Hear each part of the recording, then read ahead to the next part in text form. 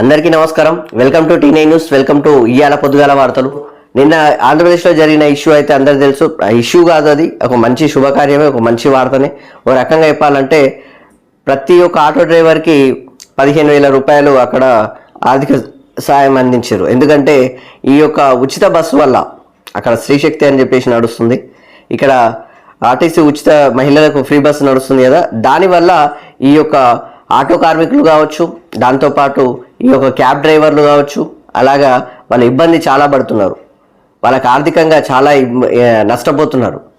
కాబట్టి వాళ్లకు చేయూతనిచ్చేటట్టుగా ఒక రకంగా 15,000 ఆర్థిక సాయం, అక్కడ సాయం అనేది కాదు, వాళ్ళ డబ్బులు వాళ్ళకి ఇచ్చినట్టు కానీ అక్కడ ఇవ్వడం జరుగుతుంది. బట్ తెలంగాణ ఆటో డ్రైవర్లను ఎందుకు మర్చిపోయారు ఈ ప్రభుత్వం?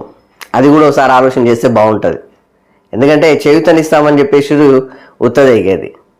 మరో విషయం ఏంటంటే ఇక్కడ ఉన్న ఓలా, ఉబేరు, ర్యాపిడో సంథింగ్ ఇలా ఉన్నాయి కదా, ఇక్కడ హైదరాబాద్లో నడుస్తుంది, పర్వాలేదు, కొంతవరకు నడుస్తుంది, అంతా కాదు. అట్లా కూడా చాలా వరకు నష్టపోతున్నారు ఈ యొక్క ఆటో డ్రైవర్లు. కానీ గ్రామాల వారీగా, జిల్లాల వారీగా, అక్కడ మండలాల వారీగా ఉన్న వాళ్ళు ఆటో డ్రైవర్లు మాత్రం చాలా తీవ్ర ఇక్కట్లు పడుతున్నారు. పూర్తి మొత్తంలో రావట్లా, చాలా ఇబ్బంది పడుతున్నారు. సో ఇక్కడ తెలంగాణ ప్రభుత్వం కూడా ఆటో డ్రైవర్లను కొంచెం ఆటో డ్రైవర్లకు అండగా నిలబడితే బాగుంటుందని చెప్పేసి ఇక్కడ, ఎందుకంటే చంద్రబాబు నాయుడు ఒక యాప్ తీసుకొచ్చి వాళ్ళకు బుక్ చేసుకుని వెళ్ళేటట్లు ఇక్కడ ర్యాపిడో, ఓలా, ఉబేర్ ఎలా ఉన్నాయో అక్కడ కూడా ఆ విధమైన ఫెసిలిటీస్ ఏర్పాటు చేస్తామని చెప్పేసి అక్కడ ఆటో కార్మికులకు సంబంధించిన సంక్షేమ బోర్డు కూడా ఏర్పాటు చేస్తామని చెప్పేసి ఇక్కడ హామీలు ఇచ్చారు.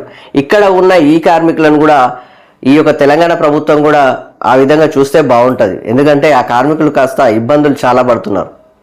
కాబట్టి ఆ విధంగా చూడాలని చెప్పేసి ప్రభుత్వానికి రిక్వెస్ట్ చేయడం జరుగుతుంది ఆటో కార్మికుల తరఫున.